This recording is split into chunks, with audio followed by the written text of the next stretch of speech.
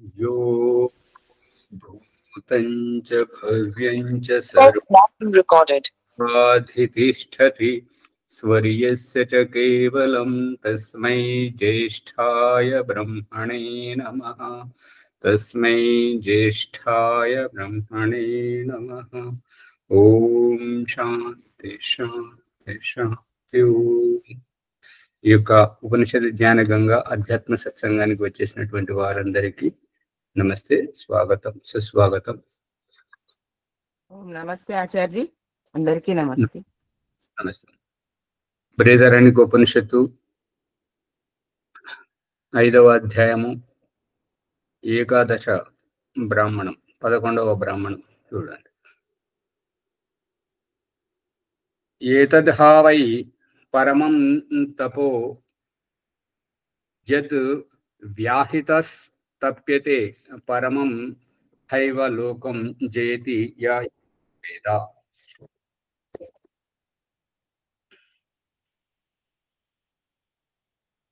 ఈ తపస్సు అంటే ఏంటి అనేటువంటి విషయాన్ని ఇక్కడ చెప్పడం జరుగుతుంది.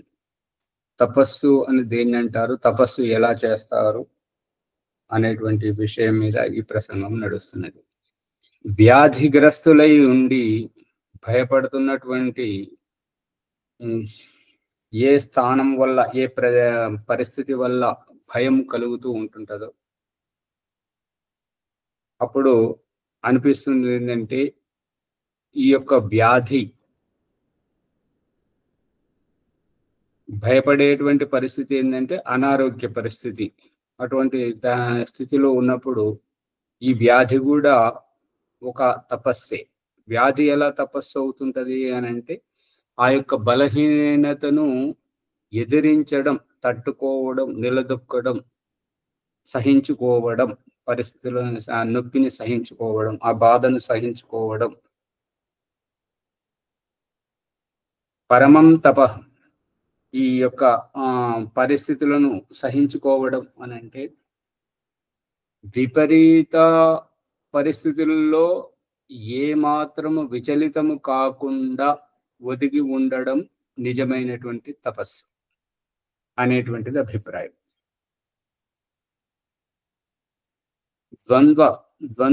ద్వంద్వము అని అంటే విపరీతం. ఈ పరిస్థితుల్లో ఒదిగి ఉండడం, దాన్ని ద్వంద్వం అంటుంటారు.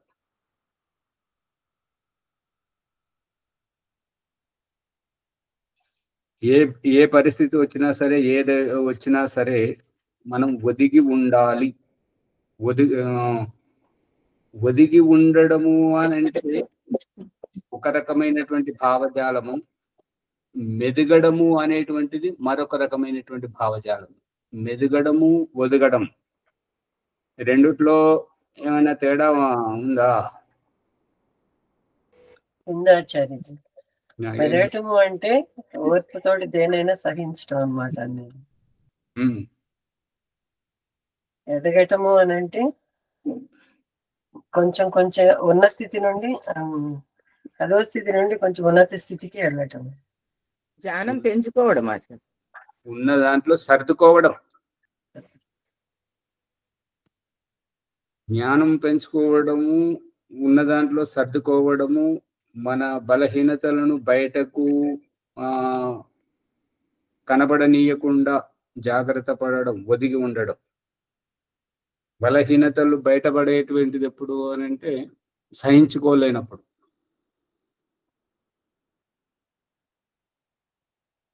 ఈ రహస్యమును ఎవరైతే తెలుసుకుంటారో అటువంటి వారు ఇహలోకాన్ని జయించి పరలోకానికి ఎగుతుంటారు, గొప్ప వాళ్ళ ఆత్మ కళ్యాణం చేకూర్చుకుంటారు.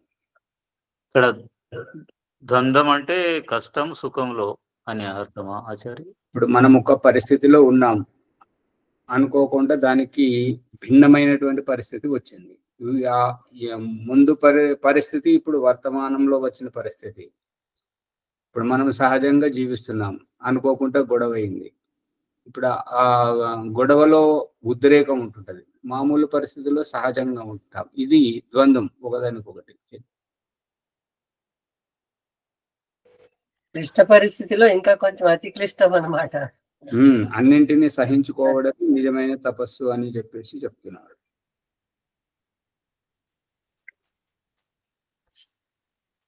అర్థమవుతుందా? కష్టంలో సుఖంలోనా? కష్ట సుఖాన్ని సమానంగా స్వీకరించడం అంతే. ఆచార్య తపస్సు స్వాధ్యాయ ఈశ్వర ప్రణిధానం అంటే ఇది దీనికి వస్తుందా తపస్సు అని? అమ్మగారు విజయలక్ష్మి గారు, మీ గొడవ మీరు వడని నేను అక్కడికి వెళ్ళిపోతా అని అక్కడికి పోతే అక్కడ పరిస్థితి విపరీతంగా కనిపిస్తే ఇక్కడికి రావడం, ఇక్కడ పరిస్థితి విపరీతంగా కనిపిస్తే అక్కడికి పోవడం, ఇది విచలితం కావడం, పరిస్థితికి బలి కావడం. ఏ పరిస్థితి అయినా నేను నిలదొక్కుకోవాలి. అందుకే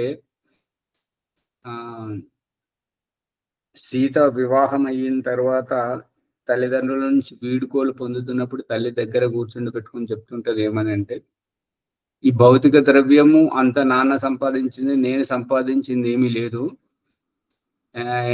నీ ఇవ్వాలనుకుంటే నాన్నకే నువ్వు ప్రియముగా ఉంటావు, నాన్ననే నిన్ను ఎక్కువ ఇష్టపడతాడు కాబట్టి నీకేదైనా ఇవ్వాలనుకుంటే నేను ఇచ్చేదానికంటే ఎక్కువగా నాన్ననే ఇస్తుంటాడు. కాబట్టి అటువంటి భౌతిక ద్రవ్యము నీవు మెచ్చేంతగా నేను ఇచ్చేంతగా నాదనేటువంటిది నా దగ్గర ఏం లేదు. కాబట్టి నా దగ్గర ఉన్నటువంటిది నేను చెప్తున్నాను బిడ్డ, నువ్వు జాగ్రత్తగా విను. ఈ ఇంటి రహస్యాలు ఆ ఇంటిలో గొప్పగా చెప్పవు. ఆ ఇంటి సమస్యలు ఈ ఇంటిలో చెప్పి మమ్మల్ని ప్రభావితం చెయ్యకు. ఆ ఇంటిలో ఎప్పుడైతే వాళ్ళు కష్టాలతో బాధలతో ఇబ్బందుల్లో ఉంటుంటారో నీ వ్యక్తిగత సుఖం కోసం మా ఇంటి వైపు రాకు. ఇప్పుడు నువ్వు పోతున్నావంటే నీకు నాకు సంబంధం లేదు. ఇక ఎప్పుడైతే అక్కడ వాళ్ళు సుఖ సంతోషాలతో ఆనందంగా ఉంటుంటారో అప్పుడు నీకు ఎప్పుడు ఇష్టం అనిపిస్తే అప్పుడు రా.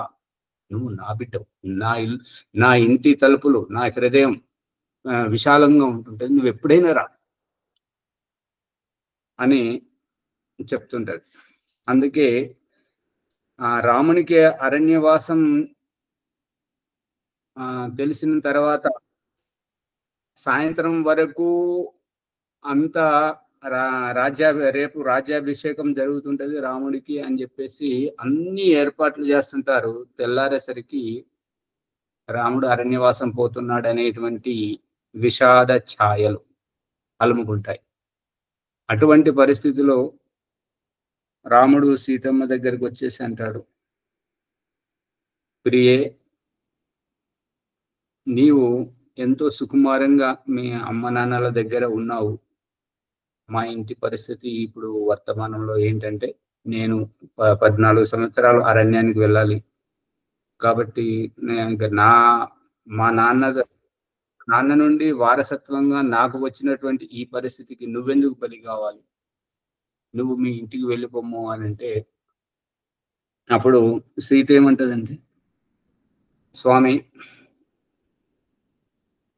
నాకు మీ అంత జ్ఞానం లేదు, కానీ నాకు తెలిసినంత వరకు ఎప్పుడైతే మా అమ్మ నాన్న కన్యాదానం పేరుతో నన్ను మీ చేతిలో పెట్టారో అప్పుడే నేను మీ దాన్ని అయిపోయాను. ఇక వారు మా అమ్మ నన్ను సాగనంపేటప్పుడు చెప్పింది ఏంటంటే, నీ వ్యక్తిగత సుఖం కోసం నీ కుటుంబాన్ని ఏవగించి వాళ్ళను వారి పరిస్థితుల్లో వదిలేసి నువ్వు గడప దాటి బయటకు రావద్దు అని చెప్పింది. నేను ఎంత దూరం వెళ్ళినా, మీరు ఎంత దూరం పంపించినా, కావాలని నా సంతోషం కోసం మీరు నన్ను విడిచి మా అమ్మ నాన్నల దగ్గర విడిచి స్వయంగా విడిచి వచ్చినా కూడా అక్కడ నా శరీరాన్ని విడిచి వస్తారు, కానీ నా ఆత్మ నా మనస్సు అంతా మీ చుట్టే ఉంటుంటది, మీ దగ్గరే ఉంటుంటది. ఆత్మ లేని శరీరానికి విలువిస్తారా, ఆత్మకు విలువిస్తారా అంటే అప్పుడు రాముడు మాట్లాడలేదు. అందుకని ఏ పరిస్థితి అయినా సరే, మీ పరిస్థితి నా పరిస్థితి, మీరు వేరు నేను వేరు కాదు, అర్ధాంగులము అని చెప్పేసి మనము సప్తపది 7 అడుగులు నడిచాక, కలిసి నడిచాక కష్టము నిష్ఠురకము ఏవైనా సరే మనము కలిసే జీవించాలి అనేటువంటి భావజాలం సీతమ్మ చెప్పేసరికి ఇక రాముడు ఏం మాట్లాడలేదు. ఆ విధంగా ఈ సహనం తపస్సు సహించుకోవడానికి సీతమ్మ ఏకీభవించి రామునితో పాటు అడవుల్లోకి వెళ్ళి ఊరూరా తిరుగుతున్నప్పుడు అమ్మలక్కలు ఎగేసినటువంటి మాటలు, నీ ఎంత సుకుమారంగా పెరిగావే తల్లి, ఎంత కోమలంగా ఉన్నావే, నీకు ఈ చిన్న వయసులో నీకేం కష్టమే తల్లి అని ఊరూరా అమ్మలక్కలు అనేసరికి ఈ పండుగ వచ్చింది, చీర లేదు, కడుపునిండా భోజనం లేదు, ఏంటి తల్లి నువ్వు ఇట్లా అడవులలో బట్టి తిరుగుతున్నావు అని చెప్పేసి అన్ని అమలక్కలంతా ఎగేసి చెప్పేసరికి ఇక రాముణ్ణి ఎట్లా కాల్స్గా తిన్నదంటే మహా గ్రహింస. నిన్ను చేసుకుంటే ఏం సుఖం ఉన్నది, ఇగో ఈ అడవులలో తిరుగుతున్నది చూడు, ఇగో ముళ్ళు గుచ్చుకున్నది చూడు, ఇగో రాయి తల్లిని చూడు, ఇక రక్తం కారుతుంది, ఈ పరిస్థితిలో మా నాన్న చూసినట్టు గుండె బలిగా చేస్తాడు, నిన్ను చేసుకుంటే నువ్వు ఏమి ఇట్లా అట్లా అని చెప్పేసి రాముణ్ణి ఎంత సతాయిస్తుందంటే అంత సతాయిస్తుంటారు. ఒక పండుగ వచ్చింది, ఇది సంక్రాంతి వచ్చింది, ఈ యొక్క బతుకమ్మ పండుగ వచ్చింది, దసరా వచ్చింది, ఈ యొక్క పెయి మీద ఒక ఆభూషణం లేదు, ఒంటి మీద ఒక చీర లేదు, ఏంటి ఇదో జీవితమా అని చెప్పేసి ఎంత ఇబ్బంది పెడతాదని అంటే ఇక రాముడు సహించుకోలేక ఇంకా వశిష్ఠుని ఆశ్రమానికి వెళ్ళడానికి ఏర్పాట్లు జరుగుతున్నప్పుడు ముందు అక్కడ అనసూయమ్మ గారికి ఈ విషయం అంతా చెప్తే ఏమన్నారంటే, మరి ఆ సీతమ్మను సంతోషపెట్టేంత మా దగ్గర లేవు అని అంటే, అప్పుడు అయోధ్యకు ఒక వ్యక్తిని పంపించి అక్కడికి వెళ్ళి ఆమె ఇష్టపడేటువంటి, ఆమె చేసుకున్నటువంటి వాళ్ళ నాన్నగారు చేయించినటువంటి ఆ నగలు, ఆ భూషణాలు, వస్త్రాలు కొన్ని తెప్పించి అనసూయమ్మ గారి దగ్గర పెట్టారు. అనసూయమ్మ గారు సీతమ్మను తీసుకెళ్ళి అట్లా కూర్చొని మాట్లాడుకునేటప్పుడు, అమ్మ నా దగ్గర నువ్వు ఏమీ అనుకోనంటే, మీరు రాకదాకా మా ఆశ్రమానికి వచ్చారు కాబట్టి మేము మా ఆశ్రమం పరమ పునీతమైపోయింది, మేము ధన్యులం, అందు గురించి ఇది చిరస్మరణీయంగా ఉండాలంటే నాది ఒక చిన్న విన్నపం, ఇవి కొన్ని ఉన్నాయి, ఇవి మీరు ఉపహారమే భావించండి, ఏమైనా భావించండి, ఎందుకంటే వీటి వల్ల ఉపయోగం లేదు, నాకు వయసు అయిపోయింది, వయసు ఉన్నా కూడా నేను ఆశ్రమంలో ఉంటున్నాను కాబట్టి ఇవి పెట్టుకొని నేను ఎవరికి చూపెట్టాలి నన్ను నేను, అందు గురించి వీటి మీద నాకు వ్యామోహం లేదు, ఇవి నీ దగ్గర ఉంటే సద్వినియోగం అవుతుంటుంది, నీకు తృప్తిగా ఉంటుంది, నువ్వు వయసులో ఉన్నావు కదా అని చెప్పేసి ఇస్తుంది అనమాట. అవి సీతమ్మ ముందు పెట్టగానే సీతమ్మ వాటిని చూసి ఒక్కటిసారి గుండె ధల్లుమనిపోయింది. ఏంటంటే ఆ నాన్న అమ్మ వాళ్ళు ఇష్టపూర్వకంగా చేయించినటువంటి ఆభూషణాలు, ఆ వస్త్రాలు అవన్నీ చూసేసరికి, ఓహో నేను చాలా తప్పు చేశాను, అమ్మలక్కల మాటలు విని నేను రాముని ఇట్లా అనేసరికి నన్ను తృప్తిపరచడం గురించి నేను ఈ ఆభూషణాలతోటి ఇవన్నీ వేసుకొని నేను ఇతరులకు నేను అందంగా ఉన్నానని నన్ను నేను చూపించుకోవడం కోసం ఈ రకంగా కోరుకుంటున్నానని చెప్పేసి నాకు ఈ యొక్క వ్యవస్థ చేశాడు అని చెప్పేసి తన తప్పును తెలుసుకొని ఇక మీదట ఇదివరకైతే ఊరూరని తిప్పాడు, ఇక ఎప్పుడైతే రావణ సంహారం తర్వాత లంక నుండి సీతను తీసుకొచ్చిన తర్వాత అయోధ్యలో ప్రవేశించాలంటే ఎలా ప్రవేశించాలి అనే అనుమానపడి అక్కడ అగ్ని పరీక్ష అని పెడితే ఆ పరీక్షలో ఎంత పరీక్ష పెట్టినా కూడా ఇక ఎదురు మాట చెప్పకుండా తగ్గి అన్ని ఓర్చుకున్నది, సహించింది. ఇప్పుడు మామూలుగా మనము ఊర్లోకి వెళితే మనం ఎంతో మందికి ఆదర్శం అవుతుంటాము, మళ్ళీ వాళ్ళు కూడా ప్రజలు కూడా ఎవరి భార్యను ఎవరో తీసుకెళ్తే మళ్ళీ వచ్చి ఇంట్లో ఉండడం అదంతా జరుగుతుంది. కాబట్టి మనం రాజవంశీయులం కాబట్టి మనం పవిత్రంగా ఉండాలి అనేటువంటిది మన మీద అభాండాలు ప్రజలు ఊహించుకుంటారు, మన అంటే పడనటువంటి శత్రువులు ఏవేవో కల్పిస్తారు, కాబట్టి అగ్ని పరీక్ష తప్పనిసరి అని అన్నప్పుడు సరే స్వామి మీరు ఎలా అంటే అలాగే అని చెప్పేసి సీతమ్మ ఒప్పుకున్నది. అదే ఇదివరకు అరణ్యవాసానికి నువ్వెందుకు వస్తావు, నువ్వు మీ ఇంటికి వెళ్ళిపో అంటే మనం సప్తపది చేసిన తర్వాత నువ్వు మన ఇద్దరం కలిసి 7 అడుగులు నడిచాము కాబట్టి అప్పుడే అర్ధాంగిని అని అయిపోయి మనం దంపతులమయ్యాము, ఇక విడిపోవడం జరగదు అని అన్నటువంటి ఆవిడ ఇప్పుడు అగ్ని పరీక్ష అనగానే మరి నువ్వు ఉన్నావు కదా సుగ్రీవుని దగ్గర, ఆ కోతులతోటి వానరులతోటి నువ్వు ఉన్నావు కదా, నువ్వు కూడా తప్పు చేయొచ్చు కదా, మరి నువ్వు కూడా అగ్ని పరీక్ష చేయి అని చెప్పేసి సీతమ్మ అనలేదు. అంటే అక్కడ సహించుకోవడం, ఓర్చుకోవడం అనేటువంటిది తపస్సు.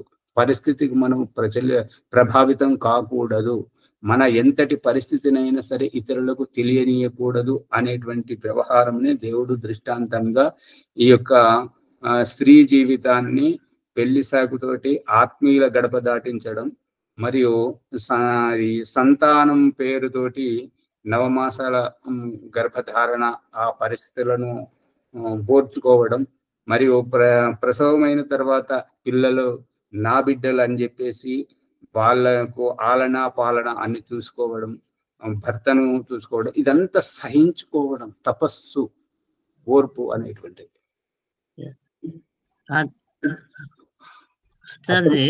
అగ్ని పరీక్ష అంటే ఇక శరీరం ఆడికి ఆగుతాయింది కదా మరి ఇంకా మళ్ళీ ముందుకు లేదు. ఇంకొకటి ఈ కాలంలో అంత సహించుకునే వాళ్ళు లేరు, మెయిన్ గా ఏదో వెనకటి కాలం వాళ్ళు కానీ లేదు. ఏ ఒక్కరు 90 మందిలో ఏ ఒక్కరు.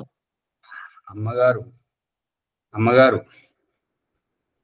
తొందరపడకుంటే, కొద్దిగా ఓపిక పడితే అన్ని విషయాలు వస్తాయి కదా.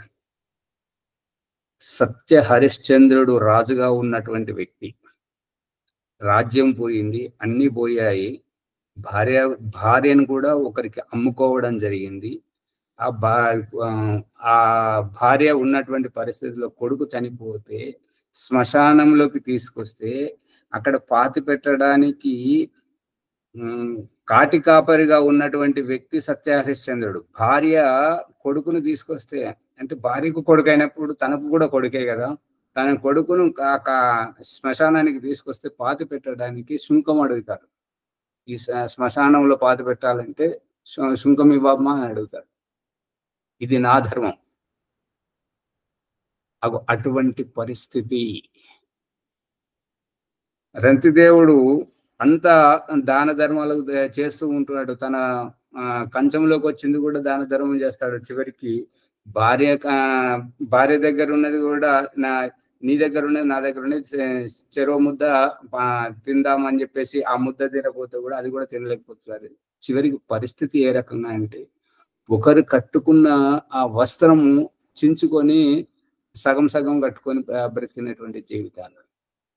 సహనం ఇక్కడ ఉంది, ఓర్పు ఇక్కడ ఉంది, వ్యక్తిత్వ వికాసం ఇక్కడ ఉంది, మన సభ్యతా సంస్కృతి ఇక్కడ ఉంది. ప్రతి పరిస్థితికి విచలితమైపోవడం కాదు.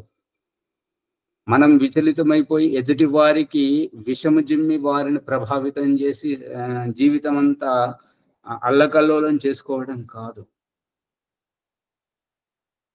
భగవంతుడు రోగాన్ని మన శరీరంలోనే పెట్టి బయటకు పొక్కని పెట్టలేదు. తలనొప్పి చూపించండి, కడుపు నొప్పి చూపించండి,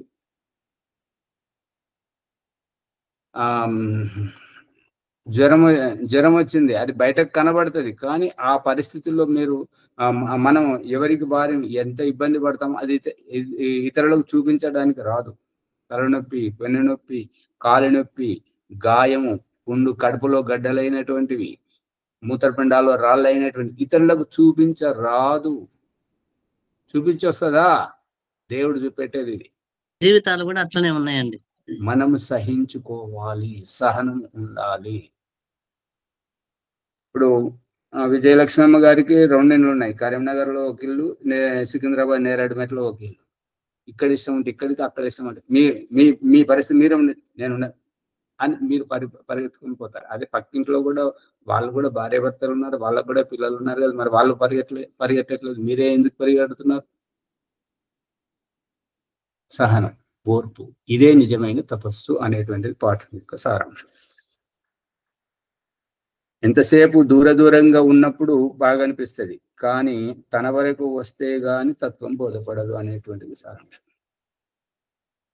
అర్థమవుతుందా సువర్చలమ్మ గారు, రాజమణమ్మ గారు? ఓం ఆచార్యజీ. అవుతుంది ఈ ఆచార్య. రంతిదేవుడు వస్త్రం అన్నారు ఏంది అర్థం కాలేదు. ఏమంటారు? రంతిదేవుడు వస్త్రం సగం కట్టుకున్నాడు అన్నది అర్థం కాలేదు. అంటే అన్ని దానం ఇస్తూ ఉంటాడు అనమాట. అడిగినటువంటి ఎవరు వచ్చి ఏది అడిగితే అన్ని ఇస్తుంటుంటాడు. చివరికి ఒక స్త్రీ వచ్చి ఇది చింపుల వస్త్రాన్ని అది సరిగా తన అంగాలను కూడా దాపెట్టుకోలేకపోతుంది. అటువంటి అప్పుడు తను వస్త్రాన్ని ఇస్తాడు. ఇచ్చినప్పుడు తను నగ్నంగా ఉంటాడు కదా. అయితే భార్య ఇంకా శిబి చక్రవర్తి అయితే తన శరీరం మాంసాన్ని కోసి ఆ యొక్క పావురానికి జీవితాన్ని కాపాడడానికి, పావురం జీవితాన్ని కాపాడడానికి తన శరీరాన్ని కోసి దానం చేస్తుంటాడు. అర్థమవుతుందా అమ్మగారు? అయిందా సగం వస్త్రం అంటే అర్థం కాదు. అదే ఒక్కొక్క సంతానానికి తల్లి జన్మనిస్తుందంటే పునర్జన్మను పొందినంత అనుభూతి. అవునా సార్? అది అనుభవించే వారికే తెలుస్తుంటది. ఈ కథలు చెప్పేవారికి వినేవారికి అర్థం కాదు. మరి అట్లాంటి వాళ్ళకు భగవంతుడు మేలు చేస్తాడండి అంత కష్టపడ్డా కూడా? అమ్మా తల్లి అమ్మ అడుగుతున్నారు. వమ్ము చేయది అని చెప్పేసి అమ్మ అనిపిస్తున్నాడు కదా. అమ్మ స్థానానికి ఉన్న విలువ అండి అది. కొద్దిగా ఓపిక పట్టండి. నేను పుత్రవతిని, నేను కన్న తల్లిని అని అనిపిస్తున్నాడు కదా. వేరే వాళ్ళను అది తిట్టిస్తున్నాడు కదా దేవుడు. నువ్వు సంతానాన్ని కూడా కనలేవు, నువ్వు ఇలాంటిదని అలాంటిదని అని చెప్పేసి అనిపిస్తున్నాడు కదా సమాజం చేత. అర్థం కాలేదా? ఏ దేవుడా, అందరూ వట్టిగా మొహం చూస్తున్నారు తప్ప ఒక్కరికి అర్థం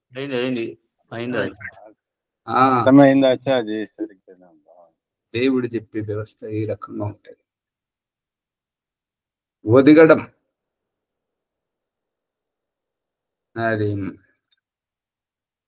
అది ఎవరు మధుప్రియ గారు పాట పాడుతుంటారు కదా.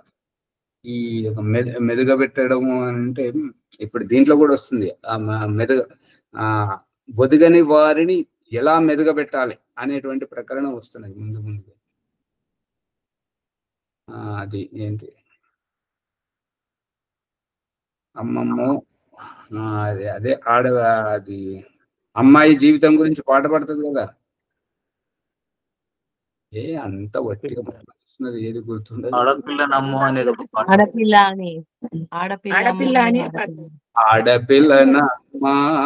నేను ఆడపిల్లనాని అని పాడుతుంటది కదా. మరి మళ్ళీ ఈ పాట తర్వాత ఇంకొకసారి స్త్రీ జీవితం గురించి అమ్మమ్మ ఇరగదీస్తున్నాడే అనేటువంటి శబ్దం వస్తుంటది. ఇరగదీయడం అంటే ఏంటిది? అంటే మెదగకపోతే ఈ యొక్క అహంకారం అనేటువంటిది, ఈ యొక్క శరీరం యవ్వనం పోతేనే ప్రౌఢత్వం వస్తుంటది కదా. అక్కడ దానికి అది రహస్యం. ఆ పాటలు మీరు గుర్తుపెట్టుకోరు, నాకు గుర్తుండదు మరి. సరే. ఓం ఆచార్యజీ, ఇక్కడ సీతామాత అగ్ని పరీక్ష అంటే సమస్యలకు ఎదుర్కోవడమేనా, లేక భౌతిక అగ్నితోటి ఏమన్నా సంబంధం ఉందా? అమ్మో, ఇట్లా అడిగితే మరి నేను ఇబ్బంది పడాల్సి. అంటే అక్కడ రావణాసురుడు అశోక వాటికలో కూర్చున్నప్పుడు ఎన్ని రకాలుగా ప్రలోభ పెట్టినా కూడా నువ్వు ఈ గడ్డి పోసతో సమానం అని చెప్పేసి తీసి పడేసింది కదా. దానిని వ్యావహారికంగా నిరూపించడమే అగ్ని పరీక్ష. ఇప్పుడు ఇహపరలోకం చదివితే మీరు ఈ ప్రశ్న వేసేవారు కాదు. ఇహపరలోకంలో ఓంప్రకాష్ చెప్పాడు. అదేంటంటే డబ్బులు ఈ యొక్క జాకెట్లో పెట్టుకోవడం, మళ్ళీ ఎవరైనా పురుషుడు రాగానే ఈ యొక్క కొంగు సర్దడం, భారతీయ సంస్కృతిలో భారతీయ సంస్కృతి అని కాదు, వ్యక్తిత్వ వికాసంతో ఒదిగినటువంటి వారు స్త్రీ అయినా పురుషుడైనా ఎవరు వచ్చినా సరే మామూలుగా ఉంటుంటారు. ఇక అటువంటి భావజాలం కలిగినటువంటి వారు ఈ సర్దనం. సర్దనం అంటే ఇక్కడ చూడు అనేటువంటి ఆకర్షింపజేసేటువంటిది. అటువంటి ఈ సంకేతాలన్నీ మళ్ళీ ఎక్కడికైనా పోయినప్పుడు అందరిని ఆకర్షింపజేసేటట్టుగా అలంకరించుకొని పోవడం. అదే భర్త దగ్గరికి వస్తే మాత్రం ఇంకా ఈ అమ్మాజీ గారు ఒక కథ చెప్పేవారు. ఒక గాయత్రి అనే వారికి వివాహం జరిగింది. వివాహం జరిగితే చదువుకునేటప్పుడు మంచిగా అంతా అయిపోయింది. కానీ ఇక కాపురం చేసేటప్పుడు ఏంటంటే స్నానం చేయదు, అవే మాసిన వస్త్రాలు ఉంటాయి, తల దువ్వుకోదు. భర్త ఎంత మంచిగా ఉన్నా కూడా అతనికి ఈవిడ చూస్తే పరమ చిరాకు వేస్తుంటుంది. అవే పక్క బట్టలు కూడా తీయదు. అంటే ఏమన్నట్టు అది శుచి శుభ్రత ఏది పాటించదు అన్నప్పుడు వాళ్ళకు ఎట్లా కాపురం ఎట్లా చేస్తుంటారు, కంపు వాసన వస్తుంటుంటే ఆ రకంగా. ఏమంటారు? మంచి సంస్కారం లేదు అని. అంతే. పేరు ఏది ఏమంటారు? ఎట్లయినా ఏ రకంగా అన్ని విధాలు కూడా స్త్రీకే బాధ ఉంది. అంటే ఈ పరిస్థితిలో ఏంటంటే ఇప్పుడు అమ్మగారు స్త్రీకే ఎందుకు అని అంటే మాత నిర్మాత భవతి గొప్పగా ఎత్తుకున్నారు. మన ఆ గొప్పదనాన్ని నిర్మాణం చేసేటువంటి వారు ఎలా ఉండాలి అని అంటే పారదర్శకంగా ఉండాలి, పవిత్రంగా ఉండాలి. అందుకని నువ్వు అమ్మ నాన్నల దగ్గర నువ్వు నిర్లక్ష్యానికి గురవుతుంటావు, అక్కడ నిన్ను ఎవరు పట్టించుకోరు. ప్రేమతోటి తల్లి తాను సహించుకొని నిన్ను కాపాడుతూ ఉంటుంటది. అయ్యో బిడ్డే కదా అని చెప్పేసి నువ్వు మొహం గడకపోయినా, నువ్వు వంట చేయకపోయినా, స్నానం చేయకపోయినా అది ఓర్చుకుంటది. పోనీ చిన్నపిల్ల కదా.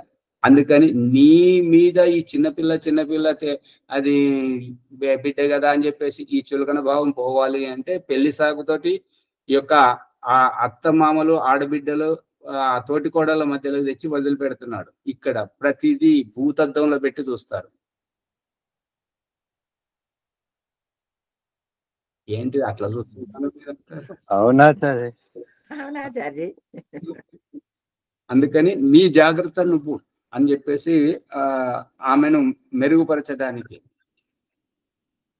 భగవంతుడు చేసేది ఆ రకంగా ఉంటుంటది. కాబట్టి ఇప్పుడు మా బాలాజీ గారు చూడండి, ఏంటంటే ఈ పిల్లలు వినిపించుకోదు, ఏది చెప్పినా కూడా వినిపించుకోదు అని అంటుంటాడు. వాళ్ళ బిడ్డ అతి గాభారంగా పెరిగింది. కాబట్టి ఆ గారాభంగా పెరిగిన వారికి ఈ యొక్క ఆధ్యాత్మిక విషయాలు తొందరగా అర్థం కావు. ఇందాక చెప్పుకున్నాం కదా, ఏదైనా పరాయి వాళ్ళకి చెప్పుకుంటే మాత్రం హరికథలాగా వింటారు, ఆసక్తికరంగా వింటారు. తన వరకు వస్తే గాని ఓహో నేను కూడా ఈ రకంగానే నడుచుకోవాలా అనేటువంటి తత్వం బోధపడేది ఎప్పుడు అని అంటే తల దడితే గాని. తల దట్టడము తన వరకు రావడం రెండు ఒకటే. అర్థమవుతుందా? అవును, అర్థమవుతుంది. అయితే ఇక్కడ లోకంలో అగ్ని పరీక్ష అంటే సీత అగ్నిలో కూర్చుంటే కూడా కాలలేదు, అదంతా ఒకటిదే. అదంతా కేవలం బయటకు చూపించడానికి మాత్రమే. ఇక్కడ నిజమైనటువంటిది ఏంటంటే ఏ తప్పు చేయని వారైతే నువ్వు ఏ ప్రశ్న అడిగినా సరే, ఏ రకమైన వ్యవహారం చేసినా సరే సూటిగా సమాధానం చెప్పడం, అది ఆ రకంగా దేంట్లో కూడా తరుగు మరుగు. అదే ఇందాక చెప్తున్నాం కదా, కొంతమంది ఇప్పుడు మరి అది చెప్తే పెద్ద గొడవలు అవుతాయి. మరి నేను ఇరుక్కుంటాను, ఇరుక్కోపోతున్నట్టు అవుతుంటది. అట్లాంటి అవసరం లేదు. ఎందుకంటే మీరు ఆశ్రమానికి రండి ఇక్కడ చెప్తాను. ఇవి చెప్పడం మంచిదే. ఎందుకంటే నేను సమస్యల్లో ఇరుక్కుంటాను. గొడవలు అయ్యేటి చెప్పకూడదు, అవసరం లేదు. సరే, ఇంక ఇవన్నీ ఇట్లా జరుగుతూ ఉంటాయి. కాబట్టి అది మీరు వ్యవహారంలోనే తెలుసుకోవాలి. సరే సరే, ధన్యవాదాలు. ఏంటంటే నిజమైన సంస్కారవంతులు ఏంటంటే ఎప్పుడు ఒకే రకంగా ఉంటుంటారు. ఏ వ్యక్తి వచ్చినా సరే, ఏం అడిగినా సరే ఉన్నది ఉన్నట్టుగా చెప్తుంటారు. ఇక కొంతమంది నటిస్తుంటారు, వ్యక్తి దృష్టితోటి నటిస్తుంటారు. అయ్యో వీళ్ళు పురుషులు కదా, వీళ్ళు ఈ రకం కదా. ఆ నటించే వారి దగ్గర అక్కడ ఆ ఏదో కొంత మనకు తెలియని దాపరికం తప్పనిసరిగా జరుగుతుంది. ఆ నటనని ఇవాళ దాపరికంగా కొనసాగుతున్నటువంటిది ఏదో ఒక రోజు బయటపడ్డప్పుడు వాళ్లకు ముఖం చెల్లదు. అర్థమవుతుందా? అందుకని ఈ యొక్క ఆధ్యాత్మికంలో ఉన్నటువంటి వారు, పౌరోహిత్యం చేస్తున్నటువంటి వారు, మొన్న ఒకరి ఫోటో చూశాను, మరి చెప్తే మనసు బాధపడతారని చెప్తున్నారు. కానీ మరి అది ఏంటంటే మన వస్త్రాలు సాదా సీదాగా ఉండాలి. మన ఉద్దేశం అక్కడ గురు స్థానంలోకి వెళ్తున్నాం, గురు మాత స్థానంలోకి వెళ్తున్నాము. గురు స్థానంలో ఉన్నప్పుడు మనం ఆదర్శంగా ఉండాలి, మన వస్త్రధారణ ఆదర్శంగా ఉండాలి, మన మాట తీరు ఆదర్శంగా ఉండాలి.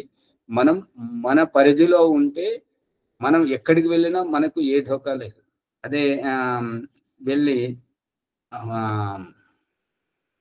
పెళ్లికి వెళ్ళినటువంటి వారు పెళ్లి అయ్యే లోపటే 4-5 సార్లు వస్త్రాలు మారిస్తే ఆ వ్యక్తి గురించి చూసేవారికి ఎలా అనిపిస్తుంటది? ఊర్లలో కూడా అట్లా చేస్తుండ్రు. అర్థమైందా విజయలక్ష్మమ్మ గారు? ఆచార్య ఈ రోజుల్లో మొత్తం అదే నేర్చుకున్నారు ఆచార్య. ఇప్పుడు వారు చేస్తున్నారు కదా, నేను చేస్తానే కాదు, వాళ్ళ ఉద్దేశం వేరు, వాళ్ళ మనసులో ఇంకొక భావం ఉంది. ఫోటోలలో పడడానికి ఆచార్య అది ఏమైనా కానీ మనకు ఆ గొడవలకు మనం వెళ్ళొద్దు. అందుకని మనం పౌరోహిత్యానికి వెళ్ళినప్పుడు సాదాసీదాగా లేత రంగు ఉండాలి. మీరు ఏ రంగైనా వేసుకోండి, లేత రంగు ఉండాలి. మన వ్యక్తిత్వం బయటకు పడాలి. అంతేగాని వస్త్రాల ఆభూషణాలతోటి ఈ అర్ధనగ్నంగా ఉండి మన శరీర సౌందర్యం ఇంకొకరికి చూపెట్టడానికి, అంటే బయటకు పోయి సమస్యను కొని తెచ్చుకోవడానికి. అంటే ఈ బయట చూపెట్టడం ఎందుకు అంటే లోపల తృప్తి జరుగుతలేదు కాబట్టి బయటకు ఈ రకంగా ప్రదర్శన చేస్తారు. అది వదిలేదు, ఈ ప్రసంగాన్ని వదిలేదు. ఎందుకంటే ఇంతకంటే ఎక్కువ మనం పిలవకూడదు. ఈ రూపకంగా సహనము, ఓర్పు అనేటువంటిది తప్పనిసరిగా అవసరం. ఎంతైతే మనలో సహనము, ఓర్పు ఉంటుంటుందో దానితోటే ఈ యొక్క పాట వచ్చింది కదా, మౌనంగానే ఉండమని మొక్క నీకు చెబుతుంది, ఎదిగిన మౌనంగానే ఉండమని అది వేరే, మౌనంగానే ఎదగమని మొక్క నీకు చెబుతుంది కాదు, ఎదిగిన కొద్ది బతకమని మొక్క మనకు చెప్తుంది. మౌనంగానే ఉండమని అందరు నా అలాగనే ఉన్నారు, ఒక్కరికి కూర్చుంటారు. ఇది ఎట్లుంటుంది ఆచార్య? ఎదిగిన కొద్ది ఒదగమని సరే, మౌనంగానే ఉండమని మొక్క మనకు చెప్తుంది, ఎదిగిన ఎదగమని అర్థం అందులో ఉంది అని అర్థం అందులో ఉంది. మౌనంగానే ఎదగమని మొగ్గ నీకు చెబుతుంది, వెదికిన కొద్ది వదగమని అందులోని అర్థముంది. ఆచార్యది వెనక ముందు శబ్దాలు అర్థం అందులో ఉంది, అర్థం అందులో ఉంటుంది. ఈ రకంగా నీకు అక్కడ అడిగిన ప్రశ్నలు నేను ఊహించుకుంటున్నటువంటి అంటే, మరి నీకు మన అయోధ్య అంటే ఎట్లా ఉండి ఏమనిపించింది? రాముడు రానప్పుడు మీ పరిస్థితి ఎలా ఉండేది? మరి వారి గురించి మీకు నిద్ర ఎట్లా పట్టింది? మరి ఇంకా కౌశల్య మాత, మరి మీ నాన్నగారు, ఇవన్నీ అడిగినప్పుడు దేనికైనా కూడా సూటిగా సమాధానం, ఏమాత్రం తటపటాయించకుండా ఉన్నదన్నట్టుగా చెప్పడం. వారి కోసం నేను అలవడించాను. వారి వియోగం వల్ల నాకు అక్కడ మనస్థితి లేకుండా ఉండేది. కానీ ఏం చేస్తాం, చుట్టూ రాక్షసులు. అయ్యా, ఏ వేషంలో ఎవరు వస్తుంటారో ఆ వచ్చిన వాళ్ళు మన వాళ్ళలాగానే కనిపిస్తుంటారు. చివరి తెలియదు, ఆ నాటకం అంతా పోయిన తర్వాత వాళ్ళు రాక్షసులు, రావణుని నాటకం అని చెప్పేసి అవి అట్లా ఈ రకంగా పరీక్షించి ఉంటారు. అన్ని రకాలుగా ఏ ప్రశ్న వేసినా, ఏ రకంగా వాళ్ళు అడిగినా అన్నింటికి సమాధానం చెప్పింది. కాబట్టి ఆ సమాధానానికి అక్కడ ఉన్నటువంటి పెద్దలందరూ సంతోషించారు. కాబట్టి ఈమె ఎటువంటి కల్మషము లేనటువంటిది, ఎటువంటి దోషము లేనటువంటిది అని నిర్ణయించడమే అగ్ని పరీక్ష. అంతే, ఇంకా అంతకుమించి అగ్ని పరీక్ష లేదు. ఇంకా మీకు ఏమైనా ఎక్కువ తెలిస్తే చెప్పండి, నేను నేర్చుకుంటాను. ఇంకొకరికి చెప్పడానికి ఉపయోగపడుతుంది. వేరే విధంగా చూపిస్తారా చాచా అగ్నిలో దూకడం వల్ల? అదంతా ఒట్టిది నాటకం అని చెప్పాను కదా, అది బయటకు చూపించడానికి. కానీ అగ్నిలో పోతే వస్త్రాలు కాలవా? ఆవిడ కాలదా? ఇప్పుడు వంట చేసేటప్పుడు మూత తీస్తేనే కాలుతుంటది కదా, అమ్మమ్మ కాలింది కాలింది అని చెప్పేసి అంటుంటారు. రకరకాల ప్రశ్నలు వేసి ఇబ్బందిగా దాంట్లో గెలవడమే అగ్ని పరీక్ష. అంతే. చిక్కు ముడులు అంటారు కదా ఆచార్య, చాలా క్లిష్టమైన చిక్కుముడులే. మరి నీకు పీరియడ్స్ వస్తాయి కదా, అవి అయినాక నీకు కోరిక, మనకు ఆ స్త్రీలకు సహజంగానే కోరికలు పుడతాయి కదా, మరి అక్కడ రాముడు లేడు కదా, అప్పుడు నీకేమనిపించింది? ఇట్లా ఏవో అడిగినప్పుడు వాటి అన్నింటికి ఆమె యథాయోగ్యంగా సమాధానం ఇచ్చింది కాబట్టి నెగ్గింది. అంతే.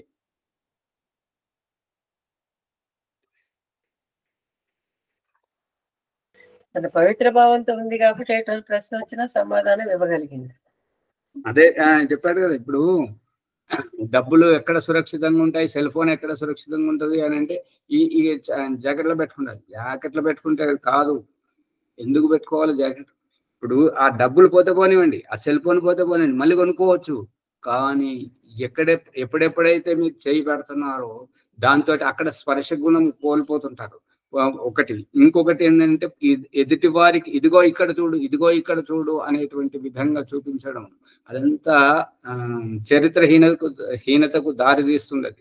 ఇవన్నీ ఏ పరలోకంలో చెప్పడం జరిగింది, చూడండి ఇవన్నీ. దీంతో ఏంటంటే మనం మన దగ్గర ఒక బ్యాగ్, ఇది జబ్బకేసుకునేటి కానీ చేయదు ఉండేటువంటిది కానీ మనం వీటి పెట్టుకోవాలి, కానీ జాగ్రత్తలో పెట్టుకోకూడదు. అది ఎంత అసభ్యత, అసంస్కారం. మాచారికి గుండెకు కూడా ఎఫెక్ట్ కావచ్చు ఇట్లా పెట్టుకుంటే. సెల్ ఫోన్ వైబ్రేషన్ తోటి అది ఎంత పవర్ ఉంటది కాబట్టి గుండెకు కూడా ఎఫెక్ట్ అవుతుంది. ఆ విధంగా స్పందన కోల్పోతారు. వస్తాయి ఆచార్య, చిమ్ముర్లు వస్తాయి ఇవన్నీ చాలా. అందుకని మన జాగ్రత్తలో మనం ఉండాలి, మన జీవితం సురక్షితం ఉంచుకోవాలి. ఏంటో ఏమో మీ దగ్గర ఈ ప్రశ్నలు ఎట్లా వేస్తుంటారంటే అన్ని చెప్పాల్సి వస్తుంది, నేను మళ్ళీ ఇబ్బంది పడుతుంది. ఇది నాలాంటి వారికి అగ్ని పరీక్షనే కదా, మీలాంటి వారిని కూడా కూర్చుంది ఇలాంటివి మాట్లాడాలి. మా వారు అంటున్నారు అనమాట, ఏమంటారంటే నిజంగా మీ గురువు గారు మిమ్మల్ని ఎలా భరిస్తున్నారు అని చెప్పేసి అని. నేనన్నాను, మరి పరమానంద శిష్యులు ఉండబట్టే కదా గురుస్థానం ఉంది, దానికోసమే మమ్మల్ని భరిస్తున్నారు వారిని చెప్పాను అనమాట. నిన్నో మొన్న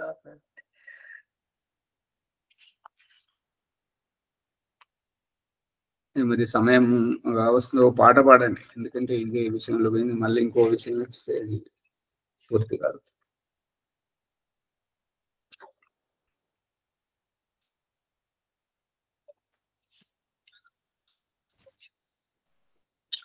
నేను వాడుతున్నా ఆచార్య, పాడండి. ఏ చోట నేనేమి చేసినా నీ పాటనే పాడేదా, నీ మేటి గుణములే చాటేదా,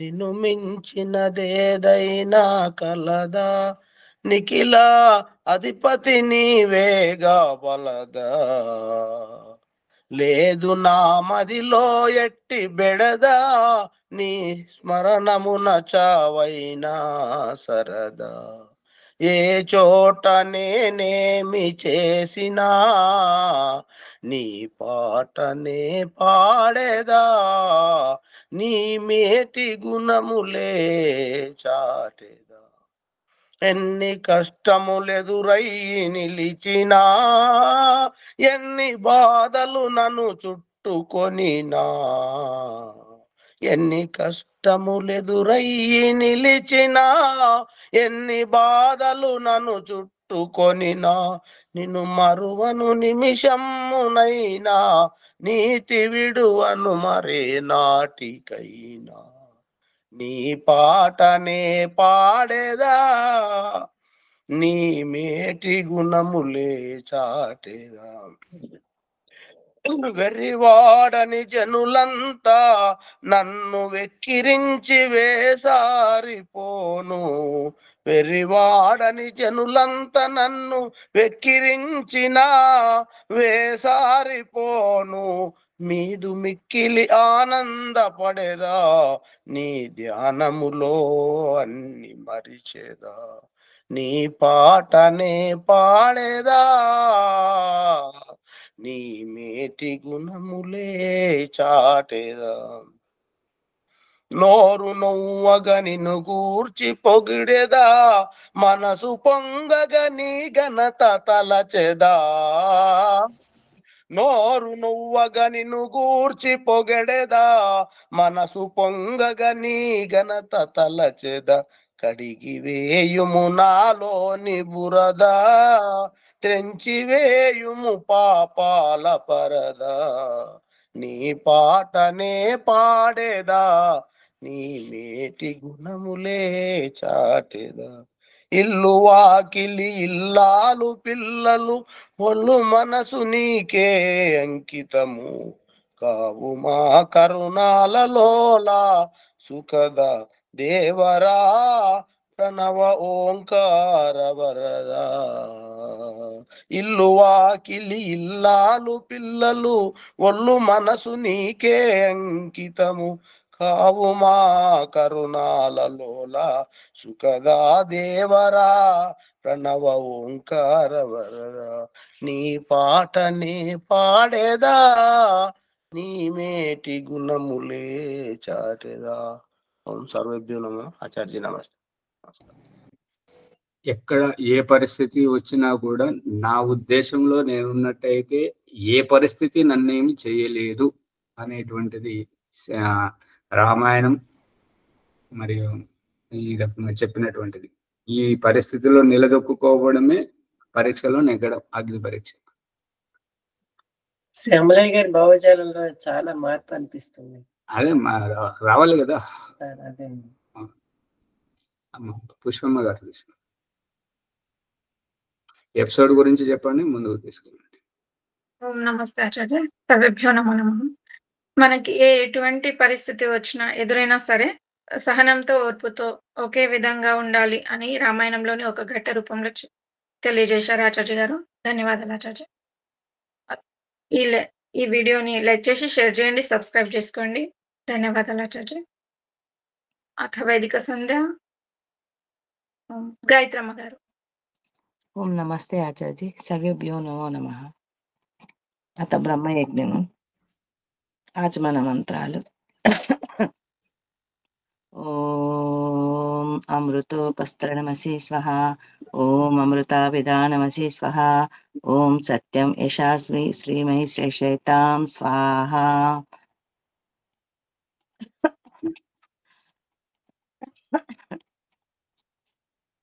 ఓం शन्नो देवीरविष्टया आपो भवन्तु पेतये, शन्योरविस्रवन्तु नः. అతి ఇంద్రియ స్పర్శ మంత్రములు.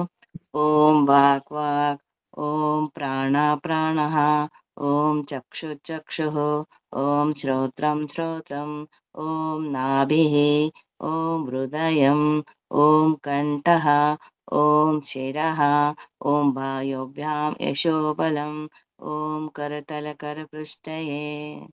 మార్జన మంత్రములు. ఓం భూ పునాతు శిరసి, ఓం భువా పునాతు నేత్రయో, ఓం స్వహా పునాతు కంఠే, ఓం మహా పునాతు హృదయే, ఓం జనా పునాతు నాభ్యా, ఓం తపా పునాతు పాదయో, ఓం సత్యం పునాతు పునఃశిరసి, ఓం ఖం బ్రహ్మ పునాతు సర్వత్ర. ప్రాణాయామ మంత్రము. ఓం భూ, ఓం భువః, ఓం స్వహ, ఓం మహా, ఓం జనః, ఓం తపః, ఓం సత్యం. అగమర్షణ మంత్రములు. ఓం ఋతుంచ సత్యం చ విధాతా తపసోదజాయత, తతో రాత్రాజాయత, తత సముద్రో అన్నవః, ఓం సముద్రాదన్నవదాది సంవత్సరో అజాయత అహోరాత్రాని విదద విశ్వస్య మిషతో వశి సూర్యాచంద్రమసో దాత యథా పూర్వమకల్పయత్ దివం చ పృథివీం చాంతరిక్షమతో స్వః. ఓం శన్నో దేవీ రవిశ్చయ ఆపో భవంతు పీతయే శం యో రవిస్రవంతు నః. అత మనసా పరిక్రమ మంత్రములు. ఓం ప్రాచీదిగగ్నిరధి ఓం ప్రాచీదిగగ్నిరధిపతిరసితో రక్షితాదిత్య ఇషవః తేభ్యో నమో అధిపతిభ్యో నమో రక్షతృభ్యో నమైషుభ్యో నమయేభ్యో అస్తు. యోస్మాన్ దేష్టియం వయం దిష్మస్తం ఓజం వేదత్మః దక్షిణాదిగింద్రోధిపతిస్థిరాజీ రాజీ రక్షిత పితర ఇషవః तेभ्यो नमो अधिपतिभ्यो नमो रक्षतृभ्यो नमः इषुभ्यो नम एभ्यो अस्तु.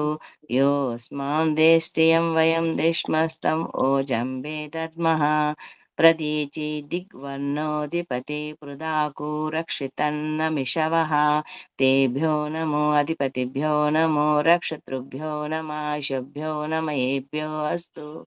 योऽस्मान् देष्टियं वयं दिष्मस्तम् ओजं वेदद्मः उदीचि दिक्सोमोऽधिपति सजो रक्षिता शनिरिषवः तेभ्यो नमो अधिपतिभ्यो नमो रक्षतुभ्यो नम इषुभ्यो नम एभ्यो अस्तु.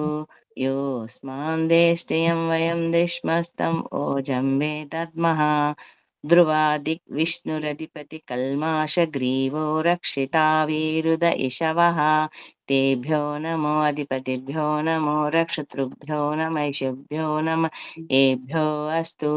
योऽस्मान् देष्टियं वयं दिष्मस्तम् ओजं वेदत्मः ऊर्ध्वाधिक् बृहस्पतिरधिपति शित्रो रक्षिता वर्षमिषवः तेभ्यो नमो अधिपतिभ्यो नमो रक्षतृभ्यो नम इषुभ्यो नम एभ्यो अस्तु.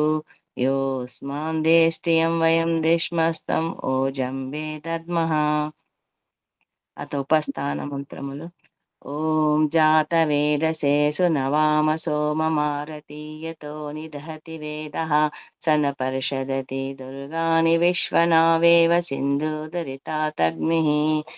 ఓం చిత్రం దేవానముదగాదనేకం చక్షుర్మిత్రస్య వరణాసాగ్నే ఆప్రాధ్యావా పృథివీ అంతరిక్షం సూర్య ఆత్మా జగతస్తుస్తచ్చ స్వః ఉదితం జాతవేదసం దేవం అహంతి కేతవః దృశ్యే విశ్వాయ సూర్యం ఉద్భయం తమసస్పరిస్వ పశ్యంత ఉత్తరం దేవం దేవత్ర సూర్యమగన్మజ్యోతిరుత్తమం. ఓం తచ్చక్షుర్దేవహితం పురస్తాచుక్రముచ్చరత్ పశ్యేమ శరదాశతం జీవేమ శరదాశతం శృణయామ శరదాశతం ప్రభ్రవామ శరదాశతం అధీనా చామ శరదాశతం భూయచ్చ శరదాశతాత్.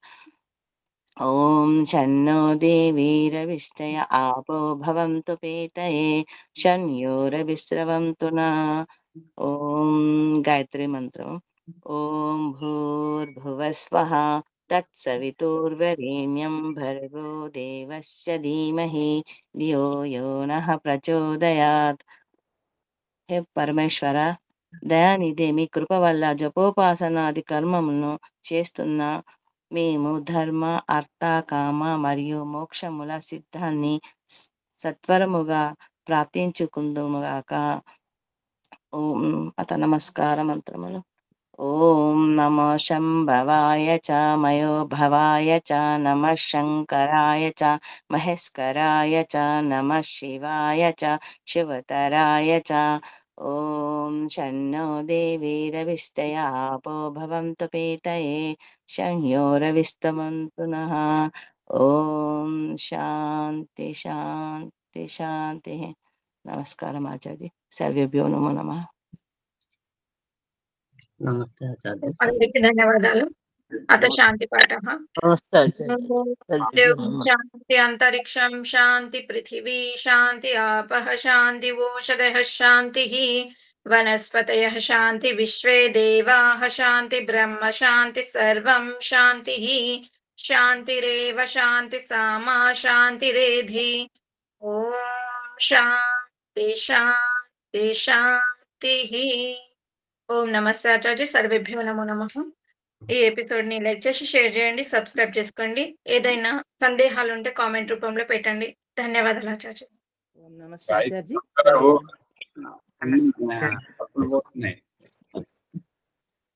తప్పులు పోతున్నాయి దేవోపాసనలో అవి సవరిస్తే బాగుంటది నమస్తే ఆచార్య వింటే తెలుస్తుంది ఏం తప్పులు పోతున్నాయి రికార్డ్ రేపటి వైదిక సంధ్య రజనమ్మ గారు